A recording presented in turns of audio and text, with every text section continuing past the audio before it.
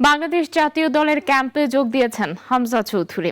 সিলেট থেকে বিমানে ঢাকায় এসে সরাসরি ইন্টারকন্টিনেন্টাল হোটেলে জাতীয় দলের আবাসস্থলে পৌঁছান ২৭ বছর বয়সী তারকা। হোটেলে বাফুফের সভাপতি তাবিথ হাওয়াল সহ কয়েকজন কর্মকর্তা হামজাকে অভ্যর্থনা জানান।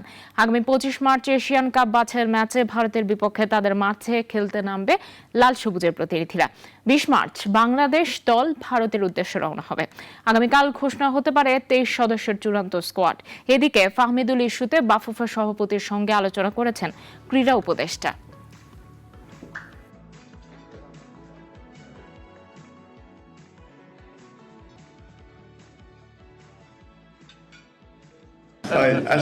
আসলে সব পালাফারি মারতেছে।